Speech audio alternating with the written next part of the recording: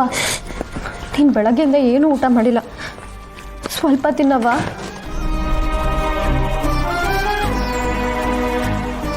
ಕ್ಷಮೆ, ಉಪವಾಸ ಕುಂತ್ರೆ ಸಮಸ್ಯೆ ಬಗೆಹರಿಯಕ್ಕಿಲ್ಲ.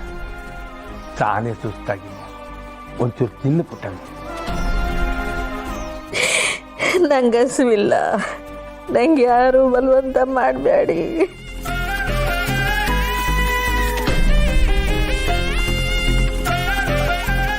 ಅಯ್ಯ, ಇದ್ಯೋನಿದು ನನ್ನ ಸಾನನ್ ಮ್ಯಾಗೆ ಇಟ್ಟೆಲ್ಲ ಎತ್ ಕಟ್ಟಿದ್ರು ಪುಟ್ಟಕ್ಕ ಮಗಳನ್ನ ಒಂದ್ ಮಾತು ಕೇಳ್ದೆ ಸುಮ್ಮನೆ ಕೂತವಳಲ್ಲ. ಸುಮ್ಮ ನಿನ್ನಿ ಕಡೆಗೆ ಬರ ಅವ್ವ, ಏನೂ ಆಗಕ್ಕಿಲ್ಲ, ಸ್ವಲ್ಪ ತಿನ್ನವ್ವ. ಆನು ನಾನೇ ತಿನ್ನಿಸ್ತೀನಿ.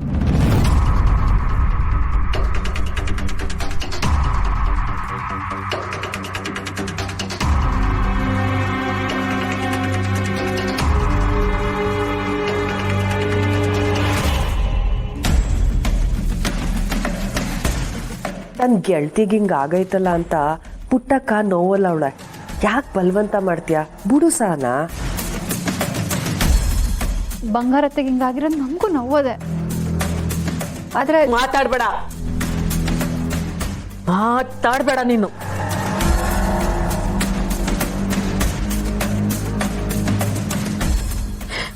ನಿನ್ನ ಬಾಯಾಗೆ ಆ ಮಾತಾಯಿ ಹೆಸರು ತಗೊಳ್ಳೋ ಯೋಗ್ಯನೂ ನಿಂಗಿಲ್ಲ. ಆಹಾ, ನಾನು ಎತ್ ಕಟ್ಟಿದ್ದಕ್ಕೂ ಇವಾಗ ಬಿಸಿ ತಾಗ್ತೈತೆ. ಅಲ್ಲ ಪುಟ್ಟಮ್ಮೆ, ಯಾರೋ ಮಾಡಿದ ತಪ್ಪಿಗೆ ಸಾನನ್ ಮೇಲೆ ಯಾಕೆ ಒಪ್ಪಿಸ್ಕೋಬೇಕು? ಇವತ್ತು ಅಮ್ಮವ್ರ ಈ ಪರಿಸ್ಥಿತಿಗೆ ಇವಳೆ ಕಾರಣ.